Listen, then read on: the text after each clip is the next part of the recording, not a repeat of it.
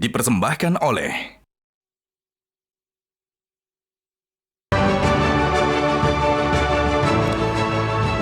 Selamat malam para pemirsa, ketemu lagi di Hot Room dengan saya Hotman Paris.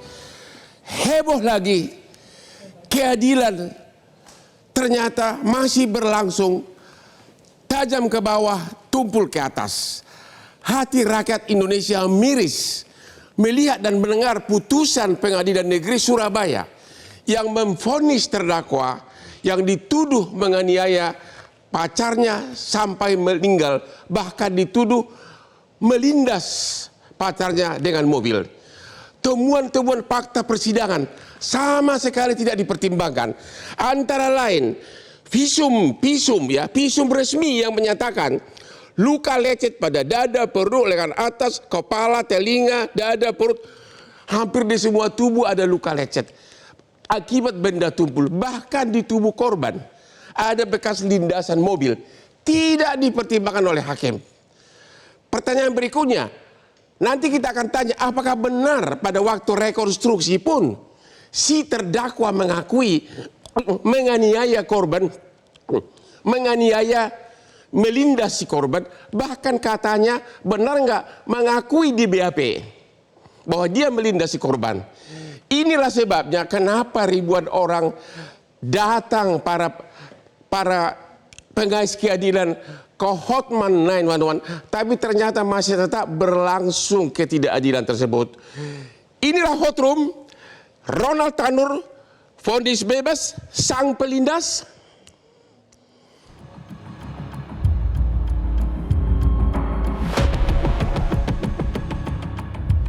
Penegakan hukum di Indonesia kembali mengecewakan.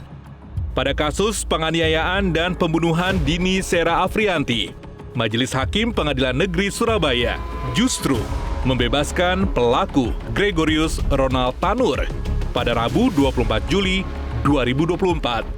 Dalam putusannya, hakim menyatakan korban wafat akibat alkohol yang dikonsumsinya. Sebelumnya, Ronald Tanur telah ditetapkan sebagai tersangka oleh Polrestabes Surabaya, Jawa Timur.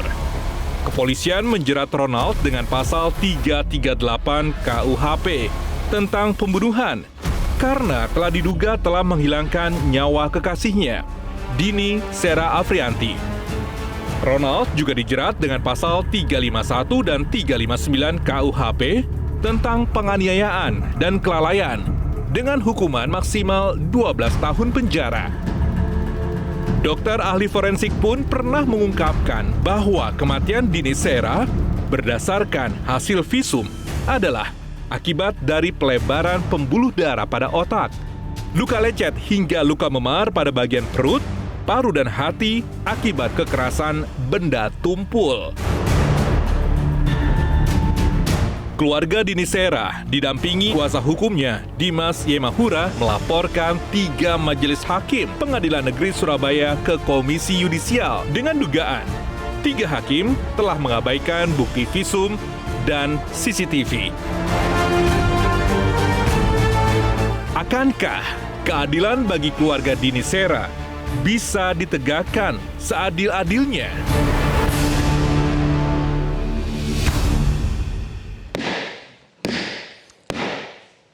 Apapun yang terjadi, sesulit apapun suka dan duka, Hotman selalu meminum kopi luwak, premium kopi luwak hitam, sama dengan Sintayong, pelatih tim bola nasional. Itulah yang membuat Hotman selalu segar. Oke, kopi luwak hitam premium, kesukaan Hotman. Mantap. Bapak Dimas, pengacara dari keluarga korban. Apa yang membuat Anda tidak setuju terhadap putusan pengadilan ini? Apa yang tidak dipertimbangkan oleh hakim? Ya, terima kasih Bang Hotman. Yang membuat kami merasa keberatan setelah membaca salinan putusan lengkap, disesuaikan dengan surat dakwaan dan surat tuntutan yang sudah dibuat oleh jaksa penuntut umum. Di sana kami melihat adanya pertimbangan-pertimbangan majelis hakim yang tidak mendasar pada analisis yuridis berdasarkan alat bukti yang sah. Alat bukti apa itu? Alat bukti yang sah yang sudah ditentukan dalam kitab Undang-Undang Hukum Acara Pidana adalah satu surat, yakni visum et repertum, yang kedua adalah keterangan saksi, dan yang ketiga adalah keterangan daripada terdakwa. Oke, tadi Anda menyebutkan visum. Di sini disebutkan berbagai luka lecet. Oke, kita lihat dulu ringkasan dari visum. Tolong ditayang.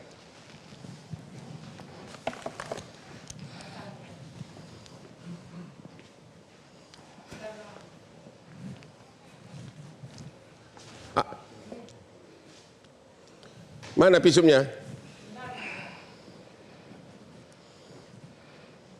Oh, ini foto dulu. Inilah foto dari korban. Lihat tuh, bekas-bekas luka semuanya. Ya, ini bekas-bekas luka. Ya, terus lanjut. Ini dia visumnya nih. Visum ada pelebaran pembuluh darah dan sebagainya. Terus lanjut terus, yang paling serius. Lanjut.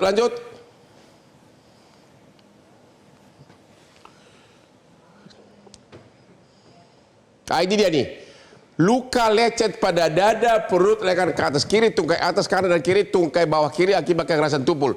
Luka membar pada kepala, telinga kiri, leher, dada, perut, punggung, anggota gerak atas kanan, leher ke atas kiri, tungkai atas kiri akibat kekerasan tumpul. Berbagai luka di tubuh korban akibat kekerasan tumpul. Tolong ditayang dulu yang bekas lindasan mobil. Fotonya coba. Bekas lindasan mobil. Ini agak kabur nih. Ini dia nih. Anda bisa melihat itu bekas lindasan mobil di lengannya korban. Lindasan mobil, bekas lindasan mobil. Ini benar kejadian ini semua? Iya, betul. Betul. Jadi begini, Bang Hotman.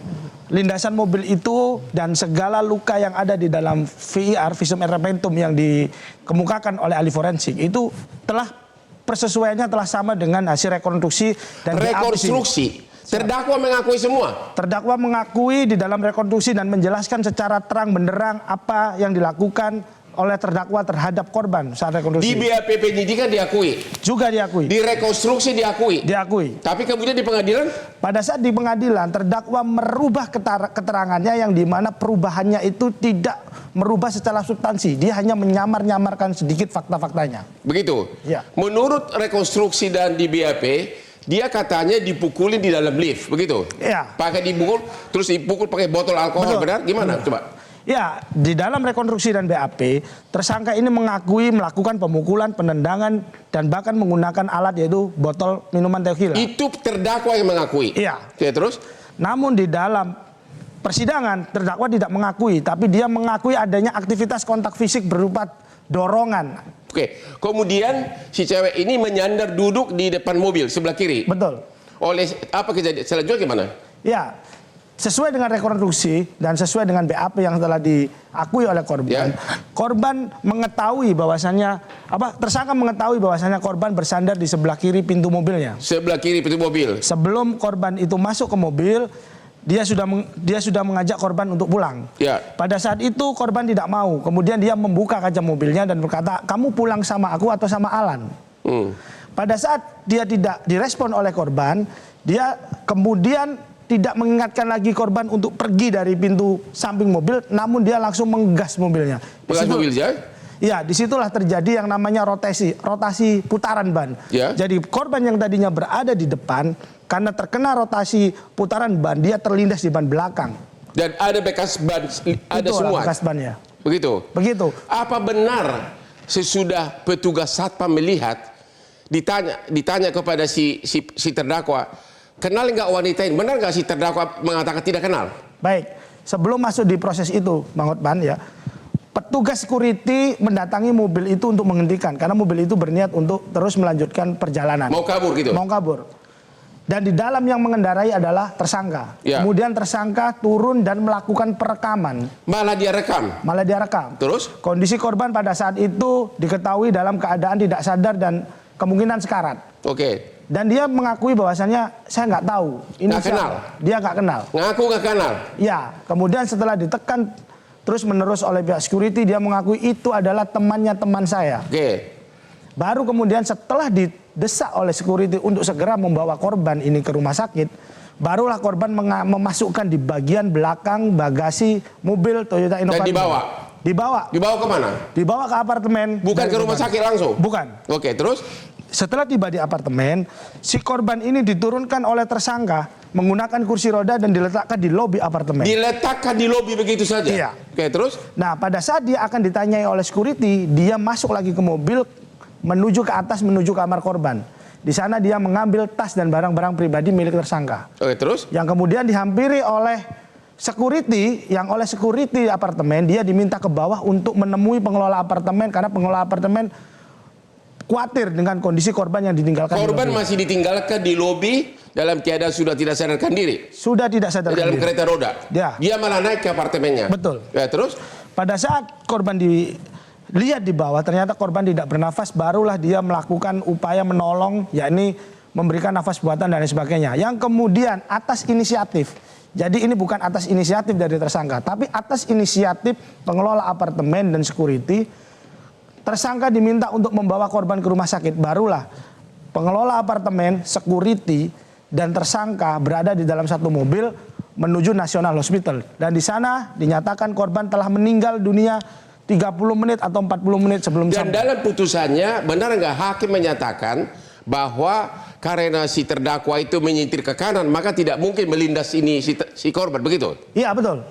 Dan itu menurut saya hakim tidak melihat fakta kejadian dan tidak melihat fakta rekonstruksi tentang rotasi ban.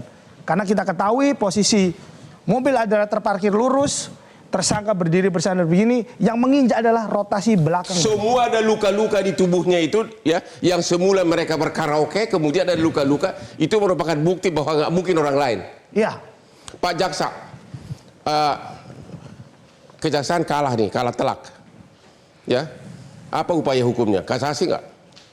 Ya, jadi saya kira bukan soal kalah. Ya. Kita tidak mau kalah. Karena yang mau kita tegakkan kebenaran, Ya. Bung Hotman. Jadi kita sudah jelas bahwa fakta-fakta yang disampaikan oleh penasihat hukum korban tadi sesungguhnya itulah yang sudah termuat dalam surat tuntutan. Ya. Ya, mulai dari keterangan saksi, ada ahli, surat, kemudian petunjuk, dan termasuk keterangan terdakwa yang sebenarnya tidak membantah semua fakta-fakta yang diungkapkan dalam persidangan. Ya. Hanya hakim saja membantah. Oh, Itu. justru hakim yang membantah. Ya, artinya kan kalau dari fakta-fakta ini kan semua Ya. terungkap. Nah, Jadi- tapi hakim yang menyimpang dari situ. Oleh karenanya kami tegas. Kami menyatakan kasasi. Sudah. Nah, sekarang waktunya kan 14 hari ini, Bung. Ya. Nah, kemarin kita baru terima salinan putusan. Ya. Kita sudah perintahkan tim jaksanya terus bekerja, melakukan cross check terhadap semua fakta-fakta yang sudah diperoleh dengan berkas perkara, dikonstruksikan lagi supaya lebih matang, disusun memori kasasinya, dan dalam waktu dekat kita akan Pak menyatakan. Jaksa Agung sudah perintah harus maju terus begitu. Ya, ini soal kebenaran, Bung. Begitu ya? Ya, kita nggak tedeng-aling-aling sini. Jaksa Begitu. siap. Begitu. Ya, kita harus kasasi.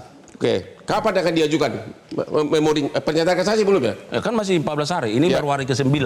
Oke. Nah, jadi kita tunggu beberapa hari lagi supaya kami juga sambil bekerja nih. Sudah ada nggak mulai pemeriksaan dari lembaga terkait, misalnya dari Komisi Yudisial atau dari Bawas menanyakan ke kejaksaan? Belum ada? Belum ada ya? Ya, belum ada. Pak Ahmad Saroni, you paling jago dalam bidang, atau kita istirahat dulu deh, ya? Nanti karena panjang banget nanti beliau ini. Dia punya Instagram mantap banget. Oke, kita istirahat dulu setelah yang berikut ini.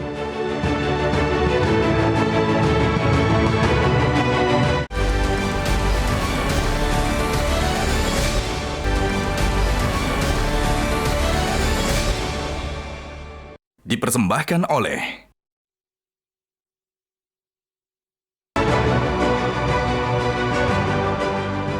Temu lagi di Hot Room, terdakwa yang divonis bebas oleh Pengadilan Negeri Surabaya yang dituduh melindas mati pacarnya. Ahmad Saroni, anggota DPR yang terhormat, yang terkenal jago di Instagram, yang menyaingi Hotman 911. Coba uraikan dulu apa temuan Anda dalam kasus ini. Terima kasih, selamat malam ya. Yang pertama, saya ini kan ngikutin kasus ini dari awal. Ya. Dari proses dinamika terjadi video beredar sampai proses dinamika terjadi persidangan. Ya.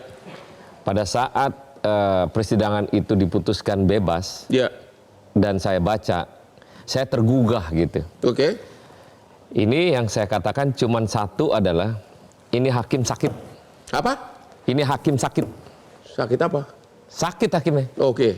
Nah, sakit apanya kita nggak ngerti. Pokoknya ini orang tiga-tiganya adalah hakim yang sakit memvonis bebas tindak pidana perkara yang mutlak yang terjadi setahun lalu. Apa kesalahannya? Bukti fakta yang ada diabaikan. Ya. Dan kebiasaan kawan, kebiasaan tuh hakim terkadang kita jadi saya jadi saksi selalu mengabaikan apa yang mau disampaikan oleh saksi. Ya. Dan itu terbukti bahwa yang disampaikan oleh lawyer dari korban.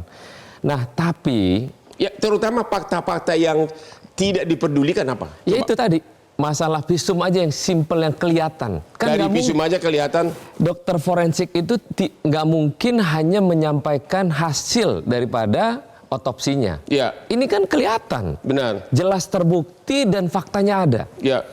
Dan yang paling aneh, kenapa yang bersangkutan hakim menyatakan bahwa yang bersangkutan meninggal gara-gara alkohol? Dinyatakan begitu ya? Nalarnya di mana gitu? Ya. Teman saya ini pemabok semua, nggak ada yang mati. Walaupun pingsan dia, Ya. pingsan aja dia mabok. Benar. Nggak ada, bolehlah tanya di republik mana yang orang mabok mati. Jangan Nggak tanya ada. Hotman, jago dansa nih. Nah, Ya, terus? jadi saya menyatakan bahwa kalau hakim ini nggak punya TV dan nggak punya gadget bagus, saya beliin gitu. Ya. Dan kalau ini mau membuktikan transparansi secara terbuka, Kompolnas turun tangan, Ya. Komisi Kejaksaan harus turun tangan. Kemarin ke Komisi 3 udah datang keluarganya. Sudah datang, diterima, saya terima kok. Saya minta penjelasan bahwa apa yang membuktikan hasil otopsi dan sudah dijelaskan oleh pihak Terus keluarga korban. ada emosi semua Komisi 3. Ya pasti emosi. Nah, terus ngapain kalian? Hanya emosi doang atau apa? Bukan, emosinya kita latar belakangnya adalah kita mau lihat KY dalam hal ini untuk memeriksa yang bersangkutan sebagai etik. KY tidak akan bisa membuktikan kalau sudah substansi hukum. Secara- Kenapa nggak ke Mahkamah Agung? Sorry Bang Hotman, secara etik iya harus dilakukan oleh KY. Tapi kan Mahkamah Agung di bidang pengawasan dalam hal ini kan bisa menyelidiki apa yang terjadi. Dan 3 lembaga harus turun tangan untuk membuktikan fakta faktual yang terjadi dari mana problematika apa yang divoniskan oleh hakim secara langsung. Terima kasih Pak Ahmad Sarwe. Kalau gitu kita tanya kepada KY. Halo Pak KY. Pak Joko, KY. Selamat. Apa? Assalamualaikum. Selamat malam. Wassalamualaikum. Bang Faris. Apa tidak lanjut dari KY? Oke. Silakan Pak. Gini ya, sebenarnya kita informasikan bahwa pada hari Senin ya 29 Juli 2024 Komisi Yudisial telah menerima ya pelaporan tentang putusan bebas dari PN Surabaya. Waktu itu yang datang adalah keluarga korban yang didampingi oleh kuasa hukumnya, dalam hal ini Mas Dimas. Juga datang pada waktu itu juga Ibu Rike Diah Pitaloka ya sebagai anggota DPR RI. Waktu itu sudah diterima oleh Wakil Ketua Komisi Yudisial dan didampingi oleh Kepala Biro Investigasi. Nah, yang sudah dilakukan pada waktu hari Senin itu kan sudah diterima, kemudian sudah diberi nomor pendaftaran. Setelah diteliti, dianalisis, pelaporan tersebut sudah dianggap lengkap, langsung sudah diregister. Nah, setelah diregister artinya yang bisa dilakukan oleh Komisi Yudisial adalah melakukan pemeriksaan kepada para saksi. Yang pertama tentunya yang diperiksa terlebih dahulu adalah para saksi pelapor. Jadi nanti kalau nah ini kan ada ketentuan di Perkay ya bahwa panggilan itu minimal 3 hari ya sebelumnya harus diterima. Oleh karena itu mungkin Mas Dimas ya termasuk saksi-saksi yang diperlukan oleh Mas Dimas nanti kemungkinan minggu depan Komisi Yudisial sudah memanggil saksi pelapor termasuk saksi-saksi yang diperlukan. Nah, setelah itu selesai baru memeriksa saksi-saksi terkait misalnya yang ada di Pengadilan Negeri Surabaya. Misalnya kalau di Pengadilan Negeri Surabaya nanti ini kan sudah kita tunjuk ya tim di Kayu itu ada 7 tim. Nah setelah laporan kemarin sudah kita tunjuk timnya siapa, termasuk tenaga ahlinya siapa. Nah artinya kalau memang diperlukan misalnya Ketua Pengadilan Negeri Surabaya juga perlu diperiksa, itu tergantung kepada keperluan tim. Yang jelas biasanya kalau panitera pengganti biasanya juga diperlukan karena untuk memerlukan BAS berita acara persidangan.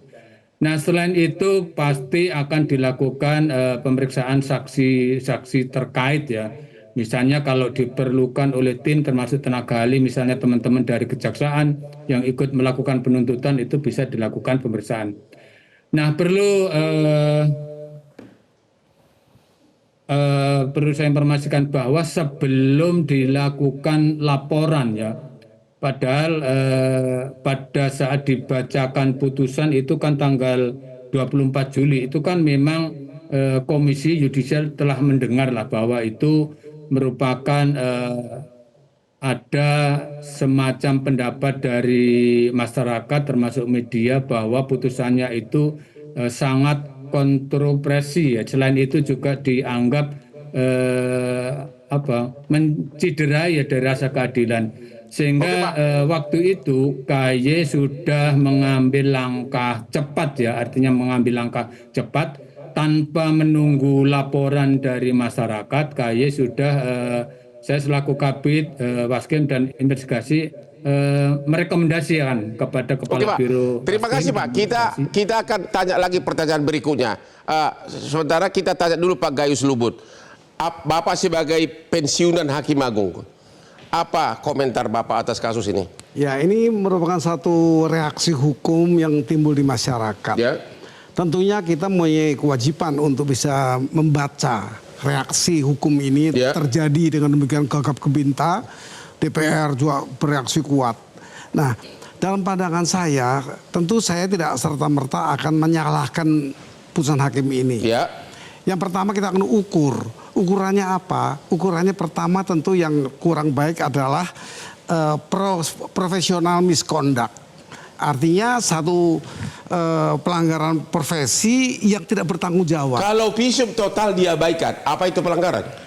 Ini kan satu kesatuan. Apa? Visum et repertum itu tidak berdiri sendiri Pak. Itu ada pada alat bukti, datur kuhap itu hanya satu bagian mungkin dari 5 hal itu. Tapi yang penting adalah bagaimana misconduct dari profesi hakim dan yang lain ya. Saya akan mengatakan yang lain karena apa? Hakim tidak berdiri sendiri. Dan dulu, dan khusus fokus kasus ini, misconductnya di mana atas kasus ini oleh hakim? Ini dugaan untuk mengukur. Dugaan apa? Belum, kita akan mengukur dulu apakah ini yang semestinya hakim itu menegakkan satu court excellence. Artinya. Kok tadi dia bilang udah sakit? Ya boleh. DPR kan punya kewenangan yang luas untuk mengukur agar rakyat terlindungi. Itu wajar. Tetapi kan hakim ini tidak sendiri. Hakim itu teamwork yang namanya JPU diawali dari penyelidikan. Ada nggak kecurigaan di Bapak kalau rekonstruksi diakui oleh si terdakwa semuanya, di BAP diakui perbuatannya, di visum ada semuanya, tapi total itu tidak diindahkan oleh hakim. Pandangan Bapak sebagai hakim. Bapak tidak terpikir lebih dahulu. Apa? Bapak tidak terpikir. Dakwaan-dakwaan dimulai dari 334. 341 ayat 1 dan 3. 359 itu ringan semua. Yang berat hanya 1 334. Itu 7 tahun dan 2 tahun sampai 5 tahun. 338. Nah, oleh karena itu ini berkait-kaitan Pak Hotman. Tidak berdiri sendiri hakim ini. Hakim harus berkaitan dan tidak boleh dilawan itu pasal. Dia tidak boleh merubah. Artinya apa? Kalau misconduct-nya ada di hakim, apakah tidak ada di jaksa dan tidak di kepolisian, di penyidik? Terima kasih Pak. Pak Hairul. Coba gerak cepat. Apa yang salah dalam putusan ini? Ya, saya kira ada 2 segmen peristiwa yang terurai dalam dakwaan. Pertama, peristiwa terkait dengan dari lift sampai dengan peristiwa di basement di mana diduga dilindas. Kedua, peristiwa setelah itu, apa yang dilakukan terdakwa setelah itu. Saya kira 2 persoalan ini sebenarnya menggambarkan masalah ini masalah apa, katakanlah seperti itu. Tapi hakim yang saya baca dari putusan hanya fokus terkait dengan apakah ada perbuatan terdakwa secara konkret yang berhubungan dengan kematian korban. Ya. Yang dimana dalam visum kematiannya adalah akibat luka pada hati yang menyebabkan Jadi yang salah macam-macam. Yang salah di hakimnya apa? Ya, kalau saya melihat sih hakim tidak mempertimbangkan secara komprehensif fakta-fakta yang terungkap di persidangan yang sudah tersusun sebenarnya cukup baik di dalam surat dakwaan itu. Ya. Dakwaannya kan alternatif kumulatif. Ya. Ya, ada 3 dakwaan. Yang pertama 338, yang kedua adalah 351 ayat 3, Ya. yang ketiga itu yang ke-1 adalah 359 dan Jadi yang kedua menurut adalah Anda 351 putusan ayat ini 1. total salah? Kalau yang pertama ini putusan belum inkrah, Ya, karena masih ada upaya hukum Oke, kasasi. untuk tahap sekarang ini putusan ini salah atau tidak? Dalam pandangan saya, hakim hanya melihat satu segmen saja dari persoalan ini, yaitu soal kematian korban dihubungkan dengan perbuatan terdakwa. Ya. Padahal ada 2 fase perbuatan yang tadi saya gambarkan, dan 2 fase itu bisa terlihat dari bukti-bukti yang disajikan, baik saksi-saksi maupun visum. Maksud Anda bahwa terdakwa telah melakukan perbuatan itu di fase pertama tidak dipertimbangkan?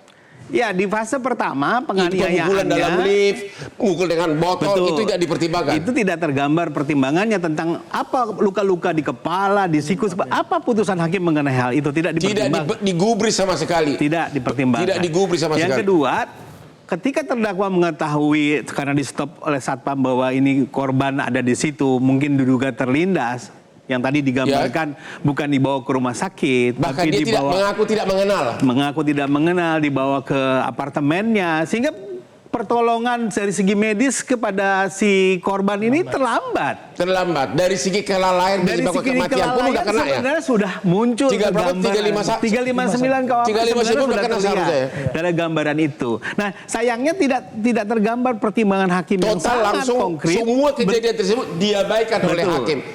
Kita ketemu lagi di berikutnya.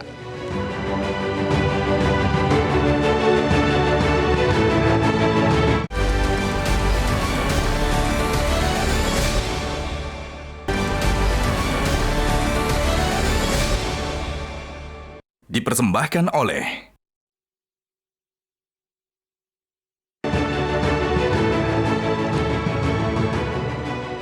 Ketemu lagi di Hot Room. Lagi-lagi pemirsa saya ingatkan kenapa Hotman segar bugar, ya inilah penyebabnya. Kopi luwak hitam premium kesukaan Hotman Paris, aman di lambung walaupun belum makan. Bapak Johan dari KY. Halo Pak Johan. Maaf, Pak Joko dari KY. Oke, selamat malam. Kok Pak Johan, Pak Joko? Itu berkat kopi tadi jadi sedikit aneh. Kalau nanti temuan KY ternyata majelis hakim mengabaikan temuan fakta persidangan, apa KY berwenang menjatuhkan sanksi? Kalau ternyata mengabaikan semua BAP, rekonstruksi, temuan fakta persidangan, KY bisa apa? Silakan Pak. Terima kasih Bang Hotman. Yang pertama ya tentang pertimbangan, itu kan menyangkut teknis yudisial ya. Artinya kalau sepanjang semua itu sudah dipertimbangkan, memang komisi yudisial tidak boleh ya, karena itu merupakan kemandirian hakim ya yang diatur di dalam pasal 3 Undang-Undang Kekuasaan Kehakiman maupun pasal 15 ya panduan penegakan kode etik. Namun walaupun ini masih ada beda pendapat dengan Mahkamah Agung ya. Kalau Mahkamah Agung walaupun ada kesalahan terkait pertimbangan hukum itu harus ranahnya upaya hukum. Tetapi kalau komisi yudisial berpendapat ya kalau memang ada pertimbangan yang keliru atau salah itu bisa merupakan dugaan pelanggaran kode etik. Misalnya tadi dari kuasa hukum korban itu menyatakan bahwa pertimbangannya itu banyak yang kurang. Misalnya terkait dengan visum, kemudian keterangan terdakwa yang tidak dipertimbangkan, termasuk keterangan saksi-saksi lain. Itu kalau sepanjang pertimbangan hukumnya itu belum dipertimbangkan, itu bisa masuk pelanggaran kode etik. Oleh karena itu ini kan baru kemarin kita memperoleh salinan putusan, sehingga kita hubungkan dengan pokok laporan dari para pelapor, baru nanti kita analisis apakah memang benar kalau memang ada hal-hal yang belum dipertimbangkan oleh majelis hakim.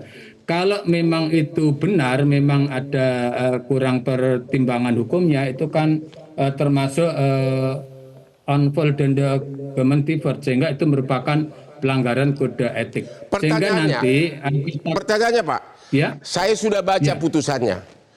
Saya yakin 95% temuan fakta persidangan tidak dipertimbangkan oleh hakim. Pertanyaannya Pak, kalau Pak ya, jadi belum ada ikatan. Kalau ternyata benar lebih dari 90% temuan fakta persidangan dari mulai penyidikan tidak dipertimbangkan, KY bisa sanksi apa? Itu pelanggaran kode etik ya? Kalau ya, ini anggap aja kalau Pak. Oh iya, ya kalau artinya ini kan masih dugaannya. Seandainya memang itu terbukti, artinya bisa menjatuhkan sanksi. Nah, sanksi itu pasti melihat dari sanksinya yang dilanggar. Apakah masuk sanksi berat, sanksi sedang, atau sanksi ringan? Sanksi terberat apa Pak? Masyarakat pengen tahu Pak. Sanksi terberat apa? Kalau sanksi terberat merupakan yang diatur di dalam peraturan bersama Mahkamah Agung sama Komisi Yudisial PKJ nomor 2 tahun 2012. Kalau sanksi berat itu kan ada 5 macam, mulai dari yang paling ringan sampai yang paling berat. Yang paling beratnya aja Pak, yang paling berat apa? Paling berat ada itu harus melalui majelis kehormatan hakim. Ada pemberhentian dengan hormat, ada pemberhentian tidak dengan hormat. Kalau itu yang paling berat. Walaupun KY telah merekomendasikan, masih bisa lolos di majelis kehormatan hakim. Benar Pak ya? Kalau memang MKH itu kan dari 2 lembaga ya, artinya harus disidangkan dihadiri oleh 4 komisi yudisial dan 3 hakim agung. Artinya itu selama ini kalau sudah diputus tidak bisa menolak. Tetapi kalau sanksinya berupa non palu 2 tahun dan seterusnya, termasuk sanksi ringan, sanksi sedang, itu sifatnya di Komisi Yudisial hanya rekomendasi kepada Mahkamah Agung, sehingga nanti terima kasih Pak. Terima kasih Pak KY.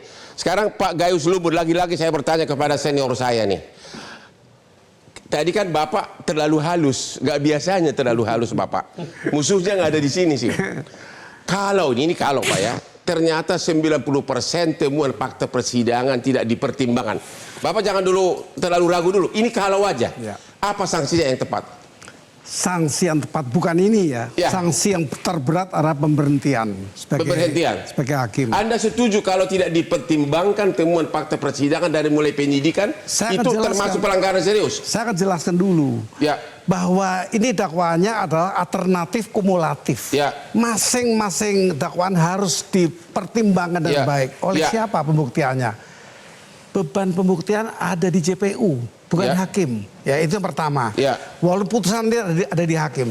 Hakim memutuskan fresh track, artinya bebas. Ini memang agak perlu dipertanyakan. Artinya baik dakwaan maupun tuntutan tidak ditemukan sama sekali dari dakwaan-dakwaan tersebut.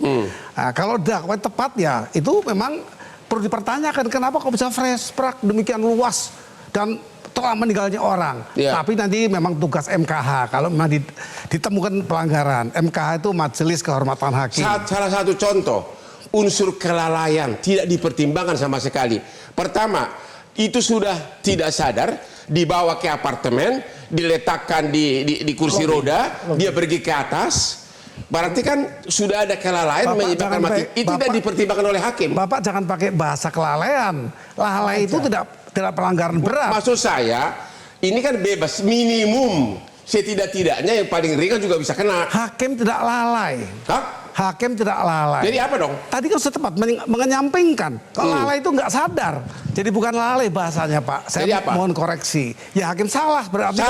Kalau memang betul seperti itu. Jadi kan berandai tadi. Sekarang mulai berani Pak Gayus nih. Jadi hakim salah kalau benar seperti itu. Benar nggak seperti itu Pak Ahmad Sarodi? Anda baca putusan. Anggota DPR yang gagah berani. Bukan.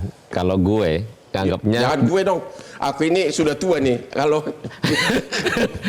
jadi gini, terkait masalah ini fokus pada putusan hakim yang saya sampaikan dari awal bahwa ini hakim sakit. Kenapa? Fakta persidangan, bukti perkara pidananya jelas, diabaikan sama dia. Dan yang menarik, tadi siang, Ketua Pengadilan Negeri Surabaya bolehlah membela hakimnya bahwa ini hakim bukan sembarang hakim.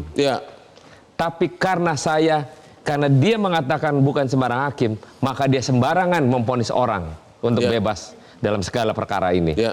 Mana nalar otak yang dipakai oleh hakim? Kalau segala bukti tindak pidana tidak dia persidangkan kembali dan tidak diperlihatkan satu-satu kembali. tidak dibahas. Enggak dibahas. Dia merasa bahwa ini yang gue bilang, ini ada diduga, ada hengki-pengki yang akan dimainkan oleh hakim. Ada dugaan hengki-pengki, pasti. Apa itu hengki-pengki? Enggak jelas lah, hengki-pengki lah, apalah namanya lah. Gitu ya. Saya boleh tambahkan, hengki-pengki diartikan sebagai intervensi uang. Ini berbeda jauh, ini bukan pemberhentian, masuk penjara ini. Tapi kan membuktikannya udah nggak bisa, Pak. Tidak. Kan nggak ada yang lihat, Pak. Bang Korban, gimana? Pak Dimas, pengacara korban, keluarga korban. Ya, sebelumnya saya melihat pendapat dan apa yang disampaikan oleh KY dalam menyikapi putusan yang cukup kontroversial ini. Dari KY maupun Bawas saya melihat di sana ada lemahnya pengawasan oleh Bawas, Badan Pengawasan Hakim Mahkamah Agung. Karena kita ketahui dari apa yang disampaikan oleh Sekretaris Bawas pada siang tadi kepada saya, sebenarnya Bawas itu sudah membentuk tim pengawasan di tiap PN yang ada di wilayah. Dan pada kenyataannya Humas Pengadilan Negeri Surabaya yang sudah diwawancarai oleh ratusan wartawan di Indonesia tidak pernah menyatakan bahwasanya ada sistem pengawasan yang bisa diakses oleh semua orang mencari keadilan. Dan itu sistem itu tidak pernah berjalan. Dan pada kenyataannya hakim pengawasan yang ada di tingkat PN yang pernah kami lapori masalah ini, termasuk ketua PN-nya, melalui aksi unjuk rasa dan tuntutan yang kami sampaikan sebelum putusan ini diputus, itu tidak pernah memberikan Bawas feedback. Mahkamah Agung belum turun. Bawas belum turun dan Bawas yang di tingkat PN pun belum turun. Begitupun di sini ada Pak Gayus Lumbun.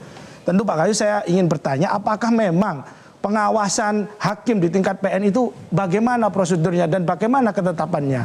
Mungkin bisa dijelaskan. Gimana Pak Gayus? Begini, ada pengawasan internal yang disebut tadi Bawas dan Tuadawas. Itu memang yang paling berhak memeriksa apa yang dilakukan hakim.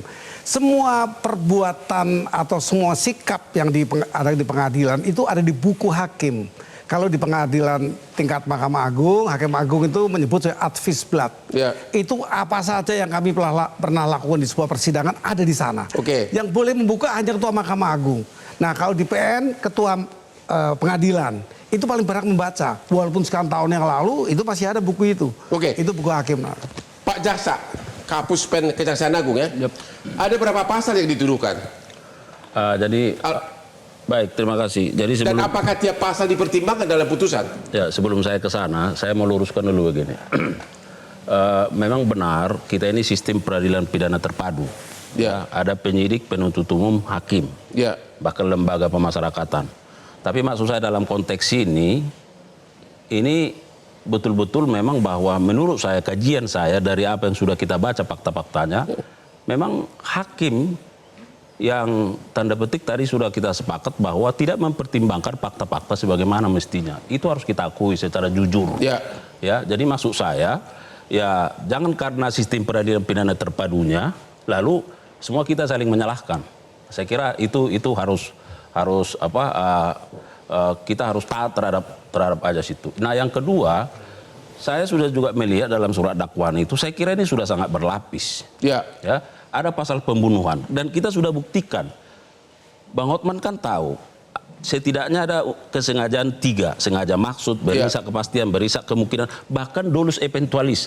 Dalam konteks ini, sesuai dengan pendapat ahli juga dan jaksa, kami merasa bahwa di sini dolus eventualis setidaknya bisa kita buktikan. Karena ini adalah teori apa boleh buat. Iya kan? Dia tidak menghendaki akibatnya, tapi dia harus bertanggung jawab terhadap akibat itu karena hanya terdakwa dan korban yang berada dalam ruang dan waktu yang sama. Ada CCTV yang ditunjukkan di persidangan yang membuktikan bahwa rangkaian perbuatan itu dibenarkan oleh terdakwa. Lalu hakim menyatakan bahwa ini bebas, kenapa? Karena terdakwa membawa korban ke rumah sakit. Saya kira ini dua hal yang berbeda. Karena terdakwa membawa korban ke rumah sakit, padahal waktu pertama kali ditemukan ditanya oleh satpam mall disebutkan tidak kenal. Nggak ngaku. Kemudian sebelum dibawa ke rumah sakit walaupun sudah tidak sadar, dibawa dulu ke apartemen, diletakkan di kereta roda, dia tinggalkan di lobi. Benar ya? Betul. Kita ketemu lagi setelah yang berikut ini.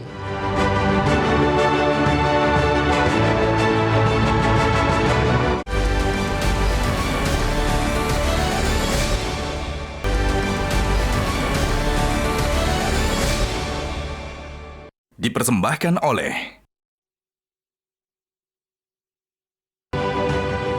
Ketemu lagi di Hot Room. Ketidakadilan sudah diviralkan. Apakah kita hanya sekedar sebatas mengeluh? Bagaimana nih anggota DPR? Apa tindakan selanjutnya menurut Anda, Pak Ahmad Saroni yang terhormat? Saya dalam forum ini meminta Mahkamah Agung untuk bekerja jemput bola agar permasalahan yang terjadi di Pengadilan Surabaya ini terbuka secara transparan, dan lagi-lagi Mahkamah Agung jangan lembek untuk menyikapi hakim yang saya katakan bahwa putusan yang dia lakukan adalah putusan yang menyebabkan kerancuan masyarakat dan presiden buruk terjadi di Pengadilan Surabaya. Apa arti menjemput bola? Jangan nanti akhirnya tunggulah laporan dulu, inilah dulu. Ini karena ini kasus udah luar biasa viral di Republik ini. Kalau Mahkamah Agungnya slow, maka semua hakim dinyatakan terburuk dalam sejarah.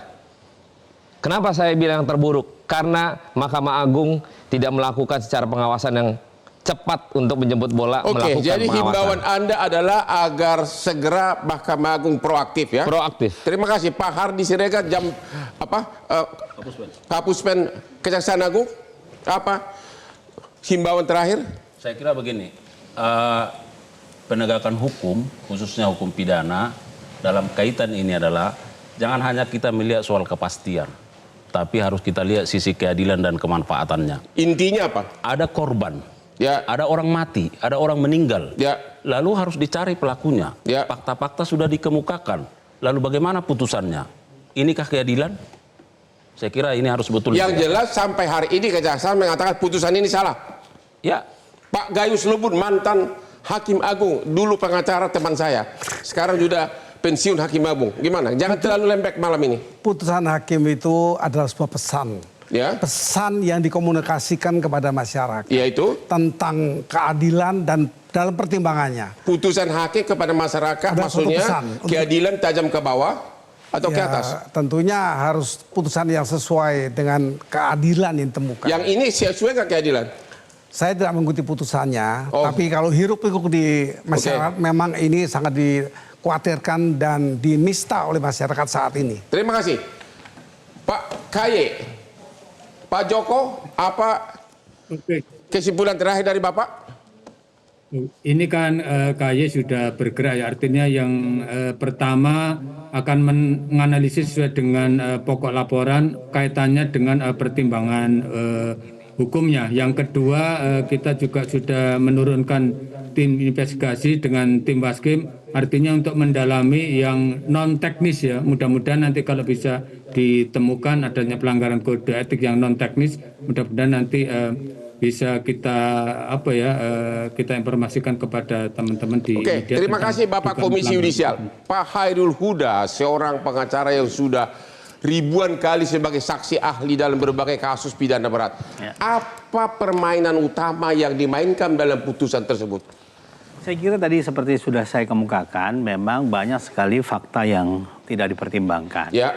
Kalau di dalam kasus seperti ini, sebenarnya kan sarana pembuktian yang paling tampak adalah barang bukti. Ya. Barang buktinya adalah tubuh korban. Barang bukti tubuh korban, ada bekas lindasan mobil masih jelas kelihatan. Yang identik dengan ban dari mobil dari pelaku terdakwa. Ya. Dan itu tidak dipertimbangkan sebagai hal yang berpengaruh terhadap kematian korban. Dan luka-luka semua gara-gara benda tumpul juga akan dipertimbangkan. Betul, itu yang kita patut sayangkan karena padahal kondisi tubuh korban yang seperti itu sudah dinilai oleh dokter forensik yang menyatakan itulah sebab kematiannya. Kekerasan tumpul itu. Jadi temuan fakta persidangan tidak dipertimbangkan. Itu kesalahan utama. Itu kesalahan utama. Sekarang Pak Dimas sebagai kuasa hukum keluarga korban, apa kesimpulan dan himbauan Anda? Ya, saya berharap dan saya meminta kepada seluruh lembaga peradilan yang ada di Republik ini ya. Kita tahu mulai dari tingkat kepolisian saja bahkan visum itu kami yang membiayai Bang Hotman. Oh ya? Iya, ada buktinya dan itu padahal seharusnya dibiayai oleh negara dari kepolisian, dari kejaksaan dan dari kehakiman untuk bisa meningkatkan integritas dan moralitinya sehingga bisa mengedepankan. Ini keluarga korban dari keluarga kurang mampu dari Sukabumi ya? Sangat kurang mampu. Iya. Terus? Ya, kami meminta semua lembaga peradilan di Republik ini mulai memperbaiki morality dan integritasnya sehingga bisa menciptakan keadilan yang bisa menyentuh semua lapisan masyarakat. Jadi visum pun keluarga yang bayar? Visum dan pemusyawaratan jenazah mulai dari Surabaya ke Sukabumi kami kuasa hukum yang membayar. Begitu. Terus gimana sekarang? Keluarga korban siapa? Ada orang tuanya atau gimana? Sekarang ibunda daripada korban sudah meninggal dunia. Bapaknya? Bapak dari korban masih ada, sudah sebagai buruh tani dan anaknya Buruh tani? Buruh tani. Oke. Ya, anaknya sekarang kami yang menjaga dan kami yang... Anaknya siapa? Anak dari almarhum ini yang masih 11 anak tahun. almarhum punya anak? Punya. Janda atau apa? Ya, janda. Jadi dia merantau ke Surabaya mencari sesuap nasi? Betul. Begitu ya? Ya. Jadi? Ya, saya meminta semua lembaga peradilan di Republik ini untuk memperbaiki morality dan integritasnya, menciptakan keadilan yang bisa dirasakan seluruh lapisan masyarakat. Dan saya berharap majelis hakim yang memeriksa nanti di tingkat kasasi untuk bisa melihat perkara ini objektif, komprehensif, dan berkeadilan sehingga bisa memberikan putusan. Harapan dari kami adalah putusan yang seberat-beratnya kepada tersangka. Karena kita tahu berdasarkan alat bukti yang ada jelas perbuatan tersangka itu terakumulasi mulai dari penganiayaan hingga matinya korban sebagai jasad yang saat ini diputus bebas tersangkanya. Oke, kita akhiri pertemuan ini kepada masyarakat. Sekali lagi, masyarakat Indonesia membutuhkan 1000 lembaga seperti Hotman 911, membutuhkan 1000 orang seperti Bapak Sahroni yang berani memposting ketidakadilan di Instagramnya. Inilah yang terjadi ke Hotman 911. Hampir setiap hari, setiap saya bangun, puluhan masyarakat seluruh Indonesia, bahkan Pasus Vina Cirebon, mulai disidik sesudah keluarga korban datang ke Hotman Paris. Demikianlah akhir dari diskusi kita malam ini. Jangan lupa selalu menonton Hot Room di Metro TV setiap hari Rabu jam 9, karena satu-satunya host yang sarjana hukum dan senior pengacara hanya Hot Room Hotman Paris. Sini Pak.